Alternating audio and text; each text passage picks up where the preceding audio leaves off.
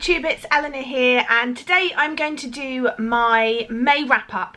I'm also going to give you an idea of the books that I'm going to be reading in June. Not so much a TBR as such, but some of the readathons I'm participating in, some of the personal challenges that I'm going to be doing. And the reason I'm tying these up this month is because, well, I didn't really read much in May.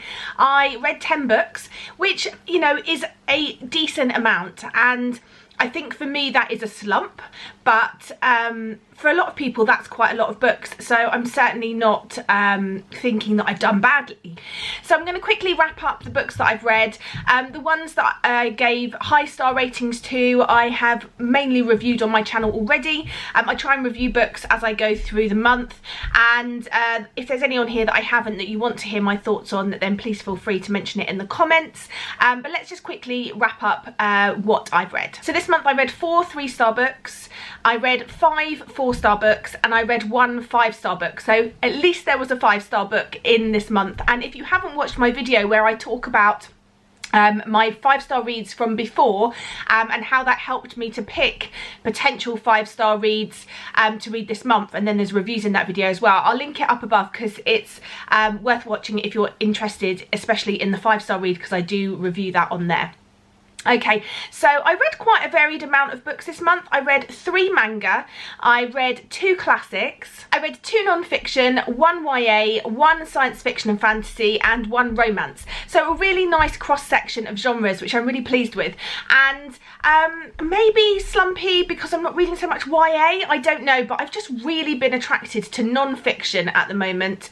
And so I've been reading that, and obviously non-fiction, there's a lot more to digest, and it can often be more wordy and heavier writing, and so it's just taking me longer to read those books, but I am still really enjoying them.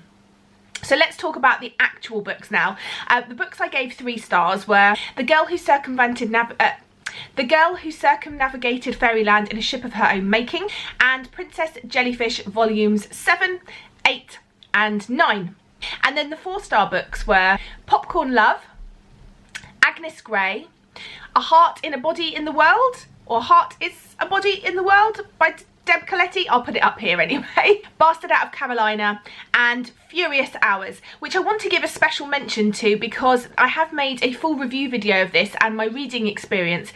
It is a book which is talking about Harper Lee's final sort of foray into literature, I suppose. She didn't actually finish this book or write it in the end, but there was a true crime novel that she was researching quite extensively for years before she died, and this book talks about that. It talks about the actual case and other people involved, and it was really good. It didn't quite get 5 stars, but it's definitely worth a mention, and I'll link up here the video where I talk about that, because if you really like To Kill a Mockingbird, I really recommend reading that book.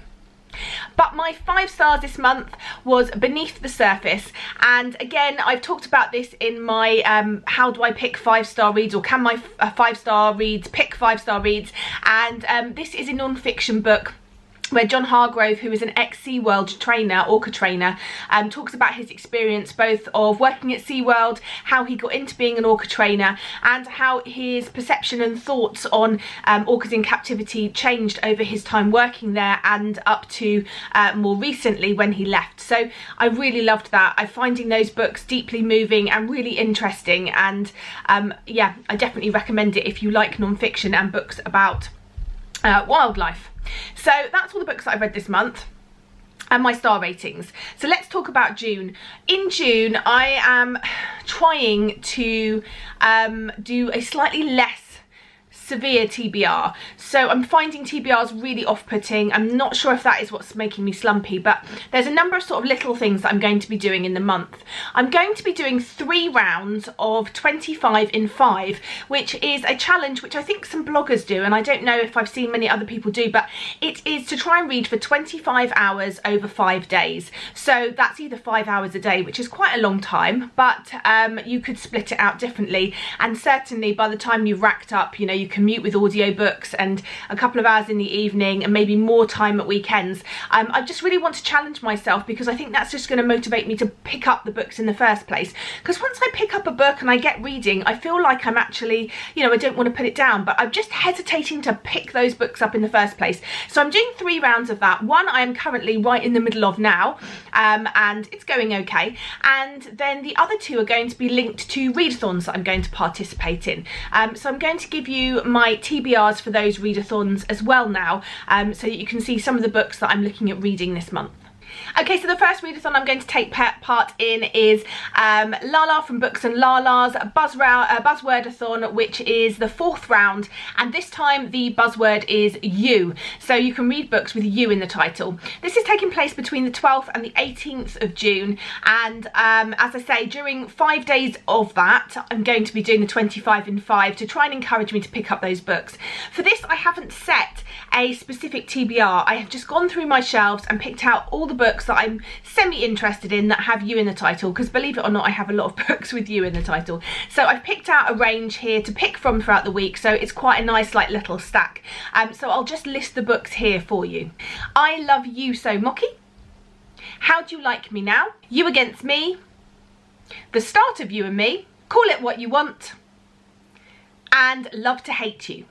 So I'm not going to talk about those books specifically here. Hopefully you've been seeing pictures of what they look like, but check out my vlogs for those weeks if you want to find out what those books are about and how I find them during the week and which ones I end up picking up. But I am looking forward to picking up some of those. Some of them are newer than others on my shelf. Some of them are golden oldies that have been there forever and just really need reading, quite frankly. Okay, so the second readathon that I'm doing happens a week or so later, and I'm also going to be doing 5 days of that with the 25 in 5, just to encourage me to pick up the books. And that readathon is the Summerathon. Now, this is run by quite a few booktubers, but the 2 that I know more specifically and watch their channels is Heather from Bookables and Mel to the Any, and I really enjoy both their channels, and so when I saw the announcements go up, I was like, yes please, this sounds like fun. This is a bit more of a prescriptive TBR, although it can change because the prompts would fit quite a few of my books, but I have picked out a tentative TBR to start off with. So there is actually 6 challenges, but one of those is just to drink a summery drink while you're reading. For me, I think I might be drinking a nice cider. I do like a pear cider sometimes, so maybe that's going to be my summer drink of choice. But I'm going to talk to you now about the 5 book challenges. The first challenge is to read a beachy read, and so for that I'm going to be reading The Great Escape by Jo Watson. This book is about a girl. She agrees to give a toast at her best friend's wedding, although she is in love with him. Big mistake. And in fact, I think this happened at a wedding I went to, but I won't mention whose because, yeah, you know, spoilers. She gives this toast. I think she accidentally confesses her love to him during the toast, and so to escape it all she goes off on a holiday to just get away from it. So she goes to a sort of an escape holiday, and she meets a fellow traveller who is also heartbroken, and I believe they're going to connect in some way. I haven't read any Jo Watson, but I've heard really good things, and so I'd really like to give this one a go. The next book is Sunrise Colours. So to have sunrise colours on the cover, and for this one I am going to be doubling up with this book. I think otherwise 5 books is too much for me in the week, so I'm going for 4, but this has got the lovely yellows on the cover, and so I think this is a perfect one for sunrise colours as well. I've got 2 options for the next one. It's a book involving a vacation or a road trip or some sort of travel. Depending on what I'm feeling like, I've got Gone Viking by Helen Russell, which just sounds really fun. It's about 2 women, 2 sisters, who go on a Scandinavian holiday together. On this holiday is how to be a Viking. I think they have their issues, these sisters. There's definitely things going on in their life. This is definitely an adult contemporary. One of them is a frazzled mum, and the other one sort of likes to think she's on top of it, and yeah, they go and see if they can get along, and so this is one option for that. The other one I've picked up is called The Other Side of Lost by Jessie Kirby, and this is a YA book about a girl who I believe is grieving maybe, and she ends up going on she's got lots of social media followers, it says, and she sort of distracts them from the fact she hasn't actually got any real friends, and this sort of box of hiking gear appears on her doorstep. I think it's been sent by some family members or some friends, and she decides to go on a bit of a journey, and so this is sort of a hiking story, which I think sounds quite interesting, and I've heard good things. So 2 options for that one. And then there is a book that is set in the summer, and for that I've picked up I'll Meet You There, which is by Heather Demetrios. I really enjoy Heather Demetrios's writing. This is about a young girl who lives in a sort of trailer park with her mother, and she's looking to go to art school in 3 months after the summer, but then her mum loses her job and she realises she might be losing that sort of dream, and then she meets a man who is escaping from the Marines. He's lost his leg in Afghanistan, and obviously he's suffering from sort of all the post-traumatic stress and things that come along with that, and it's about these 2 meeting and a relationship forming. So this one is set in the summer, so that is my choice for that one. And then finally, there is a book with food on the cover, and so for that I've picked up American Panda by Gloria Chow. I've been hearing some really good things about this recently. It's about a girl, she's struggling with the pressure from her parents to conform to what their expectations are in terms of what she's going to do with her life. Her brother didn't conform, and so ended up being sort of tossed out of the family and disowned, and she's trying to struggle to come to terms with, is she going to follow along the route they set for her, or is she going to try and branch out and do what she wants and run the risk of losing her family. I believe that we've also got a fat main character, which is really interesting, and yeah, I've heard really good things. It's got some food on the cover and a drink, but also food, so yes, I'm going to be reading that for the one with food on the cover. Now obviously, as it's me, that could change, and I have plenty of other books, as I say, on my shelves which could fit the bill, but for the moment that's my tentative TBR for that one. So a bit of a light TBR this month. I say that, it's not actually that light, is it?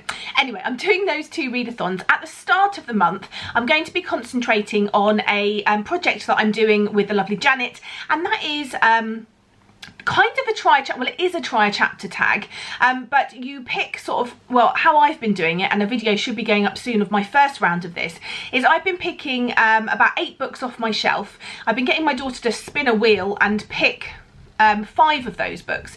From those 5 books I'm reading the first chapters. If I'm not interested in those books and I just don't want to read them, they are leaving the house, they are being unhauled, they are going off to charity shops. The ones that I have an interest in reading, I am reading that time, you know, that month. They've got to be read that month.